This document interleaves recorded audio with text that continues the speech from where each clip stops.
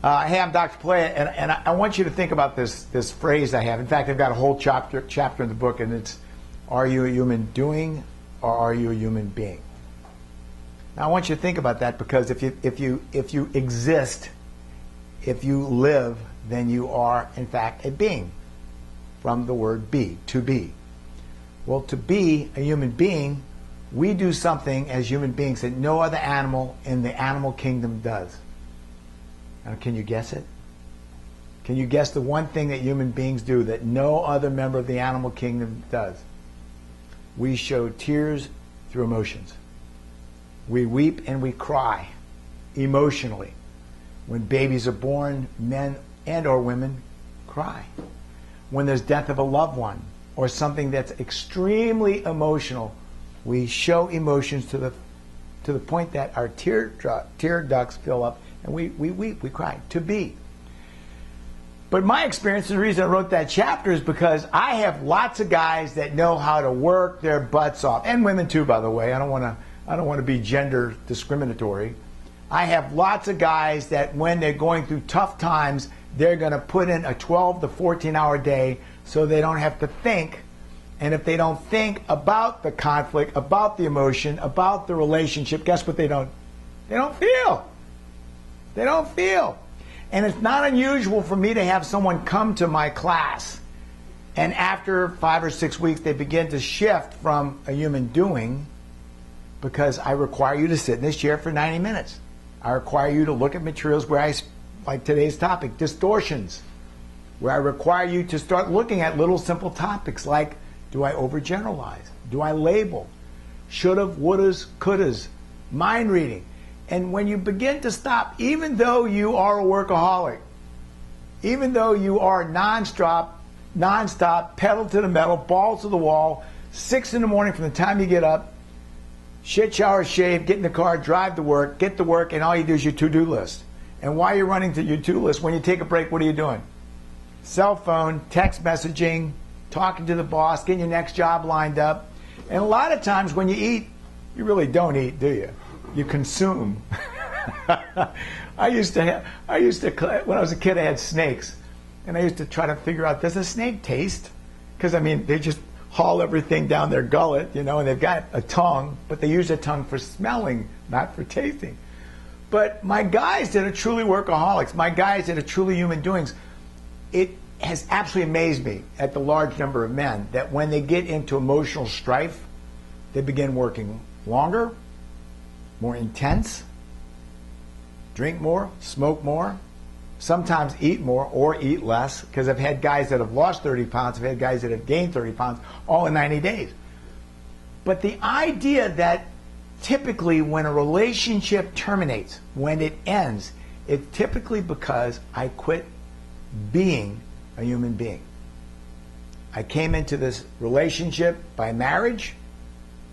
We have one of my rules called collaborative lifestyle. That's the second factor of the 9 characteristics of a love relationship. Collaborative lifestyle. The little word in the middle is labor. I co-labor with my partner to create a lifestyle that's neither yours nor mine, but it's ours. Well, what happens when, in this effort to create a collaborative lifestyle, I become so synergistic on my own reality that either you're with me or you're not with me, but it's not collaborative, it's not balanced. It's all about me and the focus on myself. Now, whether you realize it or not, you're starting to venture into that area of being a doing, not a being. How many times have I had guys come through with unbelievable assets? Houses on the water, boats that you and I dream of, vacations that you and I, oh my God, you do that how many times a year? And they'll tell you about all the accumulated assets and all the accumulated material wealth that got them to that status. And then you'll ask them, and how's your wife doing? And you're shaking your head, but you got the answer. I don't know. We went out Sunday, but I've been out of town all week. I guess we're going to go out Saturday. And as weeks become months and as months become years, it's not unusual for the very guy that's proud of his symbolic, healthy family only to come home and find out they're gone. They left me. Well, when I get to see the other side of the fence, when I get to talk to the partner the other part of the till death do us part? What am I talking about when I say till death do us apart? Commitment. Now, you can look at a marital commitment. You can read it. And I'm sure some of you have them written up someplace because you might have taken that vow when you, in fact, got married. But I define commitment as, I will spare no emotional energy to problem solve in developing a collaborative lifestyle that we may stay together. Now, I want to tell you that I was very careful in the wording when I created that notion of commitment. Because the problem solving I'm doing and the idea of sparing no emotional energy, often men, as you guys, look at me with a certain amount of, you're inquisitive, like, what the heck does Dr. Pilet mean by spare no emotional energy? What I'm talking about is if I am willing to go to a therapist, then there's no holes barred here. I'm willing to talk about everything. I'm willing to discuss anything in my life that has happened. Understand, I'm willing to discuss anything in my life that has happened that's preventing me from developing an emotional relationship with you. That doesn't mean you have to go sit with a therapist and talk about things that have nothing to do with your relationship. But what it does mean is you've got to pull down those boundaries and you've got to exercise freedom of will to discuss anything in your life that prevents you from developing a collaborative lifestyle. Notice I said commitment. I will spare no emotional energy to problem solve in developing a collaborative lifestyle that we may stay together. But the same guy that wants to talk to me about how miserable he is because she, wait, ready? She left me. Doc, you're not going to believe this. What? She left me. I don't understand. We have a nice house. We have a great boat. We have great kids, go to private school. We got vacations everywhere. But she left me. Now when I get to talk to her, often I'll get from her, I left years ago. I left emotionally.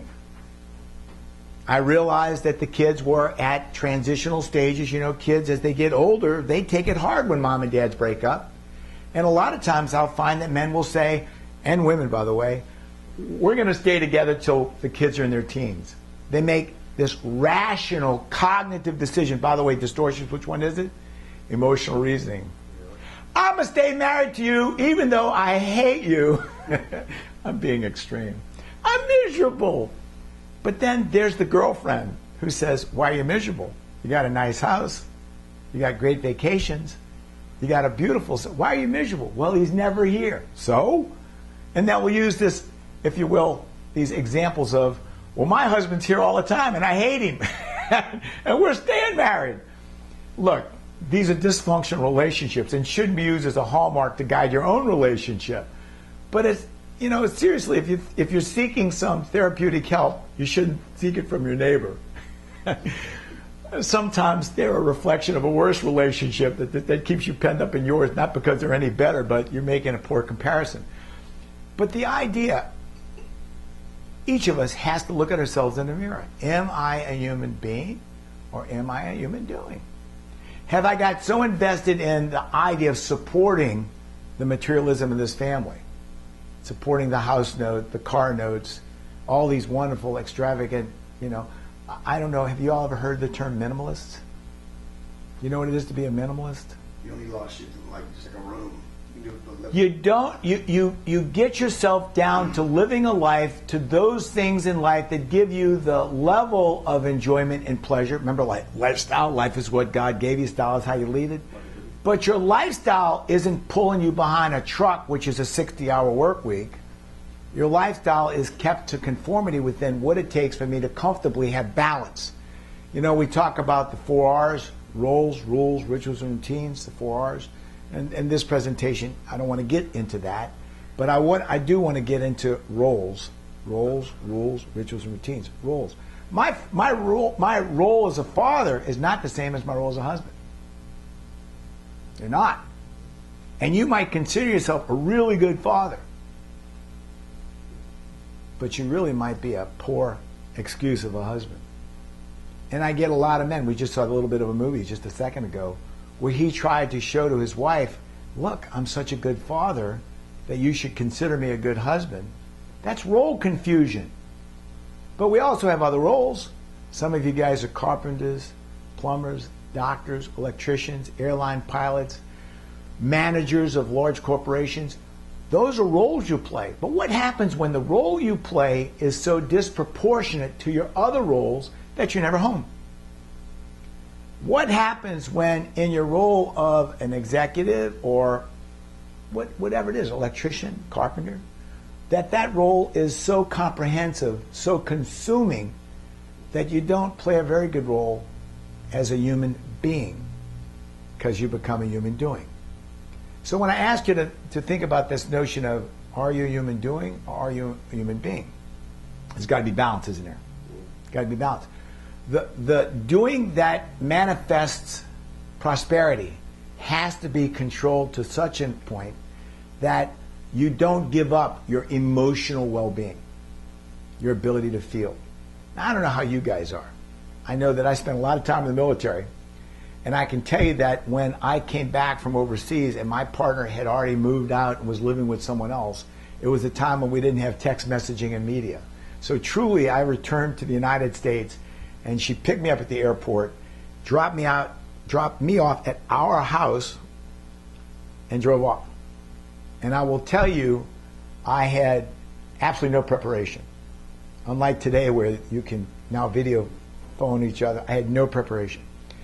It emotionally devastated me. I lost, I'm going to guess, 20 pounds in probably 5 weeks because just the smell of food turned my stomach. However, it was during that time that I started to go to classes to learn about human being versus human doing. I mean, what do you think happens when you go see a therapist? A therapist tries to teach you to feel. And a lot of times we're so misguided. You know, I am a professional therapist in the state of Florida, and I'll tell you, sometimes my guys are so emotionally disoriented. They're weeping and they're crying, but they can't get their mind together because they don't understand what happened. Why did she leave? How did I get to this point?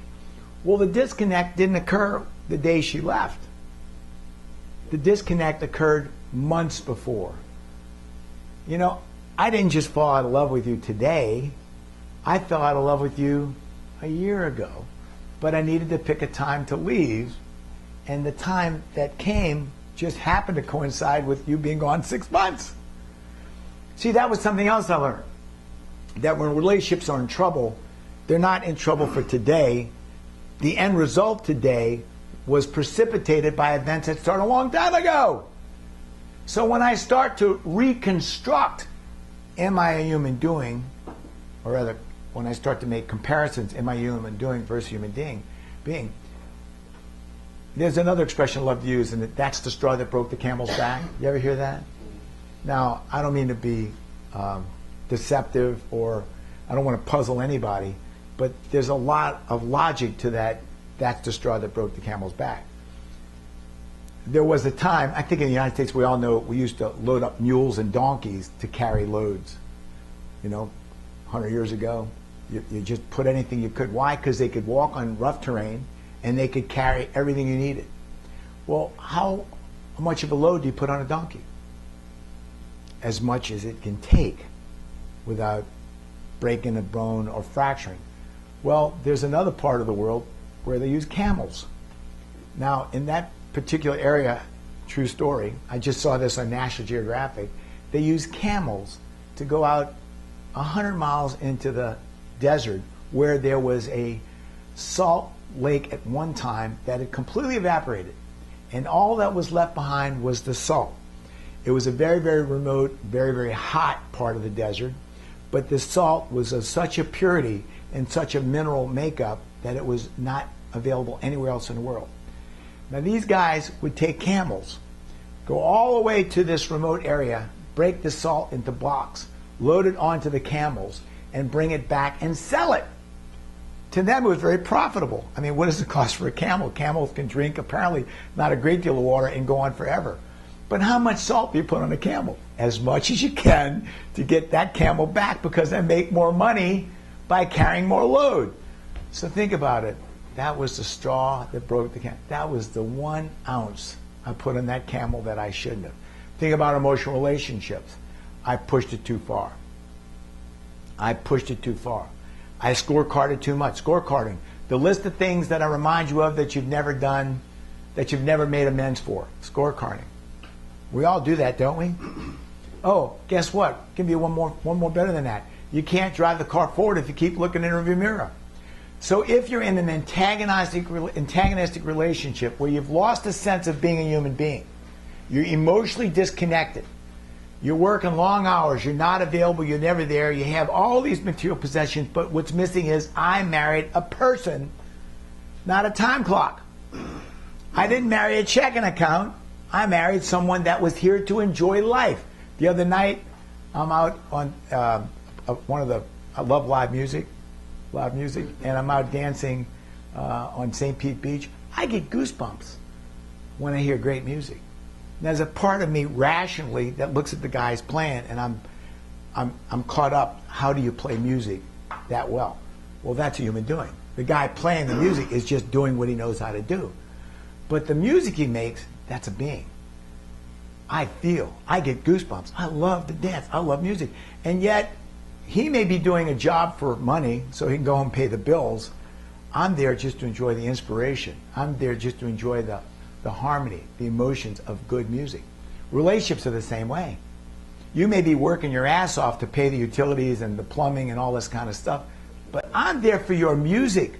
I'm there for the way you make me feel when I come home and we're together and we spend emotionally intimate times together.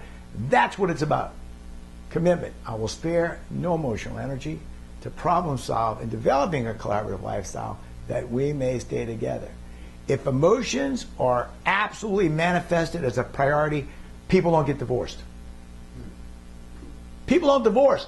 No one divorces if your emotions are aligned with developing a lifestyle that they stay together.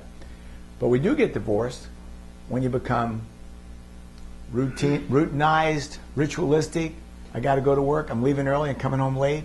It's a Friday night. I'll be home at 10. I got to work tomorrow till 2. Sunday's a church day. We'll go to church, and you take out all that meaning. The straw that broke the camel's back is not typically the problem. Somewhere along the line, this relationship started accumulating negative energy a long time ago.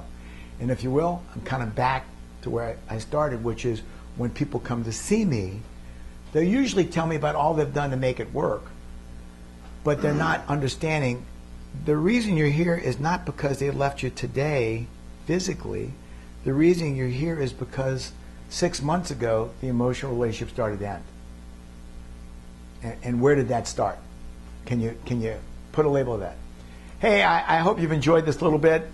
Are you human doing versus human being? I'm Dr. Pilet.